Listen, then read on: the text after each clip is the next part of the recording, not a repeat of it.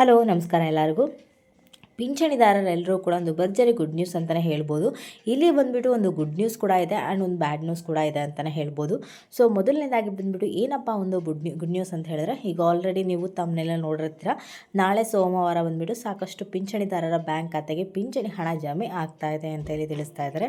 And ಎರಡನೇದಾಗಿ ಬಂದುಬಿಟ್ಟು bad news ಏನಪ್ಪ ಅಂತಂದರೆ, ಇಂಥವರಿಗೆ ಇಲ್ಲಿ ಪಿಂಚಣಿ ಹಣ ಸಿಗ್ತಾ ಇಲ್ಲ ಅಂತ ಕೂಡ ಹೇಳ್ತಾ ಇದ್ದಾರೆ. ಸೊ ಹಾಗಾದರೆ ಯಾರಿಗೆಲ್ಲ ಸಿಗ್ತಾ ಇಲ್ಲ ಅನ್ನೋದ್ರ ಬಗ್ಗೆನೂ ಕೂಡ ಸಂಪೂರ್ಣ ಮಾಹಿತಿನ ತಿಳಿಸ್ಕೊಡ್ತೀನಿ. ಅದರ ಜೊತೆ ಬಂದುಬಿಟ್ಟು ಈ ಒಂದು ಕೆಲಸ ಕಡ್ಡಾಯವಾಗಿ ಮಾಡಲೇಬೇಕು ನಿಮಗೆ ಅಂತ ಕೂಡ ತಿಳಿಸ್ತಾ ಇದ್ದಾರೆ. ಸೊ ಅದೆಲ್ಲ ಏನು ವಿಚಾರ, ಸೊ ಪ್ರತಿಯೊಂದನ್ನು ಕೂಡ ನಾನು ಇವತ್ತಿನ ವೀಡಿಯೋದಲ್ಲಿ ತಿಳಿಸೋ ಒಂದು ಪ್ರಯತ್ನ ಅಂತೂ ಮಾಡ್ತೀನಿ. ಸೊ ಪ್ರತಿ ಸರಿ ಹೇಳೋ ಹಾಗೆ ವಿಡಿಯೋ ಬಂದುಬಿಟ್ಟು ತುಂಬಾ ಇಂಟ್ರೆಸ್ಟಿಂಗ್ ಆಗಿರುತ್ತೆ. ಮಧ್ಯದಲ್ಲೆಲ್ಲೂ ಸ್ಕಿಪ್ ಮಾಡಬೇಡಿ, ಕೊನೆ ತನಕ ನೋಡಿ. ನೀವು ಕೊನೆ ತನಕ ನೋಡಿದ್ರೇ ನಿಮಗೆ ಪೂರ್ತಿಯಾಗಿ ಇನ್ಫಾರ್ಮೇಷನ್ ಗೊತ್ತಾಗುತ್ತೆ. ಹಾಗೆ ಹೊಸದಾಗಿ ಯಾರೆಲ್ಲ ನನ್ನ ಚಾನಲ್ಗೆ ವಿಸಿಟ್ ಮಾಡ್ತಾ ಇದ್ದೀರಾ, ದಯವಿಟ್ಟು ನನ್ನ ಚಾನಲ್ಗೆ ಸಬ್ಸ್ಕ್ರೈಬ್ ಆಗೋದನ್ನು ಮರಿಬೇಡಿ. ಇವತ್ತಿನ ವಿಡಿಯೋ ನಿಮಗೆ ಏನಾದರೂ ಯೂಸ್ಫುಲ್ ಅನಿಸಿದ್ರೆ ದಯವಿಟ್ಟು ಇವತ್ತಿನ ವಿಡಿಯೋಗೆ ಲೈಕ್ ಮಾಡಿ, ಶೇರ್ ಮಾಡಿ, ಕಮೆಂಟ್ ಮಾಡಿ. ಇನ್ನು ತಡ ಮಾಡದೆ ವಿಡಿಯೋನ ಶುರು ಮಾಡೋಣ. ಆ್ಯಂಡ್ ಮೊದಲನೇದಾಗಿ ಬಂದುಬಿಟ್ಟು ಯಾರಿಗೆಲ್ಲ ಪಿಂಚಣಿ ಹಣ ಸಿಗ್ತಾ ಇಲ್ಲ ಅಂಥೇಳಿ ತಿಳಿಸೋದಾದರೆ, ಸೊ ಈಗಾಗಲೇ 5-6 ತಿಂಗಳಿಂದ ಪಿಂಚಣಿದಾರ ಎಲ್ಲರೂ ಕೂಡ ಪರಿಷ್ಕರಣೆ ನಡೀತಾ ಇದೆ. ಸೊ ಅಂದರೆ ಅವರ ಒಂದು ಏನು ಪಿಂಚಣಿ ಹಣದ ಏನು ಒಂದು ಲೀಸ್ಟ್ ಇರುತ್ತೆ, ಆ ಒಂದು ಲೀಸ್ಟಿಂದ ಅವರ ಒಂದು ಹೆಸರುಗಳನ್ನ ತೆಗಿತಾ ಇದ್ದಾರೆ.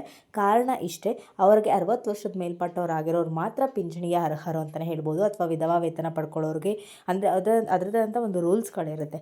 ಬಟ್ ಇಲ್ಲಿ ಸುಮ್ಮನೆ 60 ವರ್ಷ ಆಗದೇ ಇದ್ದರೂ ಕೂಡ ನಮಗೆ 60 ವರ್ಷ ಆಗಿದೆ ಅಂತ ಹೇಳಿ ಸುಳ್ಳು ಡಾಕ್ಯುಮೆಂಟ್ಗಳನ್ನ ಕೊಟ್ಬಿಟ್ಟು ಪಿಂಚಣಿ ಹಣವನ್ನು ಪಡ್ಕೊಳ್ತಾ ಇದ್ದಾರೆ. ಸೊ ಹಾಗಾಗಿಬಿಟ್ಟು ಸರ್ಕಾರದವರು ಅಂಥವ್ರ ಮೇಲೆ ಒಂದು ಕ್ರಮವನ್ನು ತಗೋಬೇಕು ಅಂತೇಳಿ ಸರ್ಕಾರದವರು ಈ ರೀತಿಯಾಗಿ ಒಂದು ಕೆಲಸವನ್ನು ಮಾಡ್ತಾ ಇದ್ದಾರೆ ಅಂತಲೇ ಹೇಳ್ಬೋದು. ಅಂದರೆ ಸಾಕಷ್ಟು ಜನಗಳನ್ನ ಅಂದರೆ ಫಿಲ್ಟರ್ ಮಾಡ್ತಾ ಬರ್ತಾ ಇದ್ದಾರೆ. ಸಾಕಷ್ಟು ಲೀಸ್ಟಿಂದ ಒಂದು ಹೆಸರುಗಳನ್ನ ತೆಗಿತಾ ಇದ್ದಾರೆ. ಅಂದರೆ ಸಂಧ್ಯಾ ಸುರಕ್ಷಾ ಪಿಂಚಣಿ ಹಣವನ್ನು ಪಡ್ಕೊಳ್ತಾ ಇರೋರಾಗಿರ್ಬೋದು, ಅಥವಾ 60 ವರ್ಷದ ಮೇಲ್ಪಟ್ಟವರು ವೃದ್ಧಾಪ್ಯ ಪಿಂಚಣಿ ಹಣವನ್ನು ಪಡ್ಕೊಳ್ತಾ ಇರೋರಾಗಿರ್ಬೋದು. ಇಂಥವ್ರಿಗೆ ಮಾತ್ರ ಇಲ್ಲಿ ಪಿಂಚಣಿ ಹಣ ಸಿಗ್ತಾ ಇಲ್ಲ ಅಂತೇಳಿ ತಿಳಿಸ್ತಾ ಇದ್ದಾರೆ. ಆ ಒಂದು ಲೀಸ್ಟಲ್ಲಿ ನಿಮ್ಮ ಹೆಸರಿತ್ತು ಅಂದರೆ ನಿಮಗೆ ಬರೀ ಲೀಸ್ಟಲ್ಲಿ ಹೆಸರು ತೆಗೆಯೋದು ಮಾತ್ರ ಅಲ್ಲ, ನಿಮಗೆ ದಂಡವನ್ನು ಕೂಡ ವಿಧಿಸ್ತಾ ಇದ್ದಾರೆ ಅಂತ ಕೂಡ ತಿಳಿಸ್ತಾ ಇದ್ದಾರೆ. ಆ್ಯಂಡ್ ನಿಮ್ಮಲ್ಲಿ ಯಾರಾದರೂ ಈ ಥರ ಒಂದು ಕೆಲಸಗಳನ್ನ ಮಾಡಿದರೆ ಆದಷ್ಟು ಬೇಗ ಎಚ್ಚೆತ್ಕೊಳ್ಳಿ. ಯಾಕೆಂದರೆ ಸರ್ಕಾರದವರು ನಿಮ್ಮವರೆಗೂ ಕೂಡ ಮುಟ್ಟೋದಕ್ಕೆ ತುಂಬಾ ಅವಕಾಶಗಳಿದೆ. ಆದಷ್ಟು ಬೇಗ ಕೂಡ ನಿಮ್ಮ ಹತ್ರ ಕೂಡ ಬರ್ತಾರೆ. ಹಾಗಾಗಿಬಿಟ್ಟು ಆದಷ್ಟು ಬೇಗ ಎಚ್ಚೆತ್ಕೊಂಡು ಇದರಿಂದ ಏನಾದರೂ ಒಂದು ಪರಿಹಾರ ಇದೆಯಾ ಅಂತ ಹೇಳಿ ಪಿಂಚಣಿ ಇಲಾಖೆಗೆ ಭೇಟಿ ಕೊಟ್ಟು ಇದ್ರ ಬಗ್ಗೆ ಹೆಚ್ಚಿನ ಮಾಹಿತಿಯನ್ನು ತಿಳ್ಕೊಳ್ಳೋದು ಒಳ್ಳೆಯದು ಅಂತಲೇ ಹೇಳ್ಬೋದು. ಸೊ ಇಂಥವರಿಗೆ ಇಲ್ಲಿ ಪಿಂಚಣಿ ಹಣ ಬರ್ತಾ ಇಲ್ಲ. ಯಾರ್ಯಾರಿಗಂದರೆ ವೃದ್ಧಾಪ್ಯ ಪಿಂಚಣಿ ಹಣವನ್ನು ಪಡ್ಕೊಳ್ತಾ ಇರೋರಾಗಿರ್ಬೋದು, ಅಥವಾ ಸಂಧ್ಯಾ ಸುರಕ್ಷಾ ಪಿಂಚಣಿ ಹಣವನ್ನು ಪಡ್ಕೊಳ್ತಾ ಇರೋರಾಗಿರ್ಬೋದು, ಅಂಥವರಿಗೆ ಇಲ್ಲಿ ಪಿಂಚಣಿ ಹಣ ಸಿಗೋದಿಲ್ಲ. ಆ್ಯಂಡ್ ಇನ್ನೊಂದು ವಿಚಾರ ಏನಪ್ಪ ಅಂದರೆ, ಇಲ್ಲಿ ಪಿಂಚಣಿದಾರರೆಲ್ಲರೂ ಕೂಡ ಪಿಂಚಣಿ ಹಣ ಡಿಸೆಂಬರ್ ತಿಂಗಳ ಪಿಂಚಣಿ ಹಣ ಸಿಗಬೇಕು ಅಂದರೆ ಈ ಒಂದು ಕೆಲಸ ಕಡ್ಡಾಯ ಅಂತ ಕೂಡ ತಿಳಿಸ್ತಾ ಇದ್ದಾರೆ. ಸೊ ನಿಮಗೆ ಡಿಸೆಂಬರ್ ತಿಂಗಳ ಹಣ ಕರೆಕ್ಟಾಗಿ ಬರಬೇಕಪ್ಪ ನಮ್ಮ ಒಂದು ಬ್ಯಾಂಕ್ ಖಾತೆಗೆ ಅಂದರೆ ಈ ಒಂದು ಕೆಲಸ ಕಡ್ಡಾಯ. ಹಾಗಾದರೆ ಏನಪ್ಪ ಒಂದು ಕೆಲಸ ಅಂತಂದರೆ, ನಿಮ್ಮ ಒಂದು ಜೀವಾವಧಿ ಪ್ರಮಾಣ ಪತ್ರ. ಸೊ ಆ ಒಂದು ಜೀವಾವಧಿ ಪ್ರಮಾಣ ಪತ್ರವನ್ನು ನೀವು ಸಲ್ಲಿಸಿಲ್ಲ ಅಂತಂದರೆ ಅಂಥವರಿಗೆ ಇಲ್ಲಿ ಪಿಂಚಣಿ ಹಣ ಸಿಗೋದಿಲ್ಲ ಅಂತ ಇಲ್ಲಿ ಹೇಳ್ತಾ ಇದ್ದಾರೆ. ಏಕೆಂತಂದರೆ ಮುಂದಿನ ವರ್ಷ ಬಂದುಬಿಟ್ಟು ನ್ಯೂ ಇಯರ್ ಆಗಿರುತ್ತೆ, ಹೊಸ ವರ್ಷ ಆಗಿರುತ್ತೆ. ಸೊ ಹೊಸ ವರ್ಷದಿಂದ ಕೂಡ ಬೇರೆ ರೀತಿಯ ಒಂದು ರೂಲ್ಸ್ಗಳನ್ನ ಜಾರಿಗೆ ಮಾಡ್ತಾರೆ.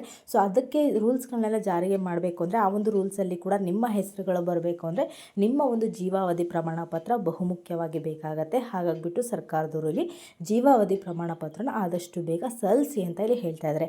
ಸೊ ನಿಮ್ಮಲ್ಲಿ ಯಾರಾದರೂ ಇನ್ನೂ ಕೂಡ ಜೀವಾವಧಿ ಪ್ರಮಾಣ ಪತ್ರವನ್ನು ಸಲ್ಲಿಸಿಲ್ಲ ಅಂದರೆ ಆದಷ್ಟು ಬೇಗ ನೀವು ಯಾವ ಬ್ಯಾಂಕಿಂದ ಹಣವನ್ನು ಪಡ್ಕೊಳ್ತಾ ಇರ್ತೀರ, ಅಂದರೆ ಪಿಂಚಣಿ ಹಣವನ್ನು ಪಡ್ಕೊಳ್ತಾ ಇರ್ತೀರಲ್ಲ, ಆ ಒಂದು ಬ್ಯಾಂಕಿಗೆ ಭೇಟಿ ಕೊಟ್ಟು ಅಲ್ಲಿ ಹೋಗ್ಬಿಟ್ಟು ಜೀವಾವಧಿ ಪ್ರಮಾಣ ಪತ್ರವನ್ನು ನಾವು ಸಲ್ಲಿಸಬೇಕು ಅಂದರೆ ಅವರು ಅದ್ರ ಬಗ್ಗೆ ಫಾರ್ಮ್ ಆಗಿರ್ಬೋದು, ಅದ್ರ ಬಗ್ಗೆ ಹೆಚ್ಚಿನ ಮಾಹಿತಿನ ಅಲ್ಲಿ ತಿಳಿಸ್ತಾರೆ. ಆ ಒಂದು ಹೆಚ್ಚಿನ ಮಾಹಿತಿ ಪ್ರಕಾರ ನೀವು ಮುಂದುವರಿಬೋದು ಅಂತಲೇ ಹೇಳ್ಬೋದು. ಸೊ ಆದಷ್ಟು ಬೇಗ ಜೀವಾವಧಿ ಪ್ರಮಾಣ ಪತ್ರವನ್ನು ತಿಳಿಸಿ. ಅಂದರೆ ಹೊಸ ವರ್ಷದಿಂದ ಕೂಡ ನಿಮಗೆ ಕರೆಕ್ಟಾಗಿ ಪಿಂಚಣಿ ಹಣ ಬರಬೇಕು ಅಂದರೆ ಜೀವಾವಧಿ ಪ್ರಮಾಣ ಪತ್ರ ಬಹುಮುಖ್ಯವಾಗಿ ಇಲ್ಲಿ ಬೇಕಾಗತ್ತೆ ಅಂತ ಇಲ್ಲಿ ತಿಳಿಸ್ತಾ ಇದ್ದಾರೆ. ಇನ್ನು ಪಿಂಚಣಿ ಬಗ್ಗೆ ಮಾತಾಡಿದ್ರೆ, ಸೊ ನಾಳೆ ಬಂದುಬಿಟ್ಟು ಸೋಮವಾರ ಈಗಾಗಲೇ ಪಿಂಚಣಿ ಹಣ ಬಿಡುಗಡೆ ಪ್ರಕ್ರಿಯೆ ಪ್ರಾರಂಭ ಆಗಿದೆ. ಕಳೆದ 2 ವಿಡಿಯೋಗಳಲ್ಲೂ ಕೂಡ ನಾನು ಡಿಸೆಂಬರ್ ತಿಂಗಳ ಪಿಂಚಣಿ ಹಣ ಬಗ್ಗೆ ತಿಳಿಸಿದೆ. ಆ್ಯಂಡ್ ಅಲ್ಲಿ ಕೂಡ ಸಾಕಷ್ಟು ಜನ ಅಂದರೆ ತಿಳಿಸಿದ್ರ, ಕಮೆಂಟ್ಗಳ ಮುಖಾಂತರ ತಿಳಿಸಿದ್ರ ನಮಗೆ ಹಣ ಹೆಚ್ಚಳವಾಗಿ ಬಂದಿದೆ ಅಂತ ಕೂಡ ತಿಳಿಸಿದ್ರ. ಇನ್ನು ಕೆಲವರು ನಮಗೆ ಹೆಚ್ಚಳವಾಗಿ ಬಂದಿಲ್ಲ ಅಂತ ಕೂಡ ತಿಳಿಸ್ತಾ ಇದ್ರ. ಆ್ಯಂಡ್ ಈಗಲೂ ಕೂಡ ನಾಳೆ ಕೂಡ ಸಾಕಷ್ಟು ಜಿಲ್ಲೆಗಳಿಗೆ ಪಿಂಚಣಿ ಹಣ ಜಮೆ ಆಗುತ್ತೆ. ಸೊ ಆ ಒಂದು ಜಿಲ್ಲೆಗಳು ಯಾರು ನಾಳೆ ಒಂದು ಪಿಂಚಣಿ ಹಣವನ್ನು ಪಡ್ಕೊಂಡವ್ರು ಪಡ್ಕೊಂಡಿದ್ರೆ ದಯವಿಟ್ಟು ಕಮೆಂಟ್ಗಳಲ್ಲಿ ತಿಳಿಸಿ. ನಿಮ್ಮ ಯಾವ ಜಿಲ್ಲೆ ಪಡ್ಕೊಂಡಿದ್ರಾ, ಯಾವ ಒಂದು ಪಿಂಚಣಿ ಹಣವನ್ನು ಪಡ್ಕೊಂಡಿದ್ರಾ ಅಂತ ತಿಳಿಸಿ. ಆ್ಯಂಡ್ ಇನ್ನೊಂದು ವಿಚಾರ ಏನಪ್ಪ ಅಂದರೆ, ಹೊಸ ವರ್ಷದಿಂದ ಸಾಕಷ್ಟು ಜನರಿಗೆ ಪಿಂಚಣಿ ಹಣ ಹೆಚ್ಚಳ ಆಗುತ್ತೆ. ನಿಮ್ಮಲ್ಲೂ ಕೂಡ ಯಾರಿಗಾದರೂ ಪಿಂಚಣಿ ಹಣ ಹೆಚ್ಚಳ ಆಗಬೇಕು ಅಥವಾ ಇದ್ರ ಬಗ್ಗೆ ಏನಾದರೂ ನಿಮಗೆ ಮಾಹಿತಿನ ಹಂಚ್ಕೋಬೇಕು ಅಂದರೆ ಇವತ್ತಿನ ವಿಡಿಯೋಗೆ ಲೈಕ್ ಮಾಡೋದ್ರ ಮುಖಾಂತರ ನಿಮ್ಮ ಒಂದು ಅನಿಸಿಕೆಗಳನ್ನ ಕಮೆಂಟ್ಗಳ ಮುಖಾಂತರ ತಿಳಿಸಿ. ಹೊಸ ವರ್ಷದಿಂದ ಯಾರಿಗೆಲ್ಲ ಪಿಂಚಣಿ ಹಣ ಹೆಚ್ಚಳ ಆಗಬೇಕು ಅನ್ನೋದನ್ನು ಕೂಡ ಕಮೆಂಟ್ಗಳ ಮುಖಾಂತರ ತಿಳಿಸಿ. ಸೊ ಇದಿಷ್ಟು ಇವತ್ತಿನ ವಿಡಿಯೋ ಆಗಿರುತ್ತೆ. ನಿಮಗೇನಾದರೂ ಇವತ್ತಿನ ವಿಡಿಯೋ ಇಷ್ಟ ಆಯಿತು ಅಂದರೆ ದಯವಿಟ್ಟು ನನ್ನ ಚಾನಲ್ಗೆ ಸಬ್ಸ್ಕ್ರೈಬ್ ಆಗೋದನ್ನು ಮರಿಬೇಡಿ. ಇವತ್ತಿನ ವಿಡಿಯೋ ನಿಮಗೇನಾದರೂ ಯೂಸ್ಫುಲ್ ಅನಿಸಿದ್ರೆ ದಯವಿಟ್ಟು ಇವತ್ತಿನ ವಿಡಿಯೋಗೆ ಲೈಕ್ ಮಾಡಿ, ಶೇರ್ ಮಾಡಿ, ಕಮೆಂಟ್ ಮಾಡಿ.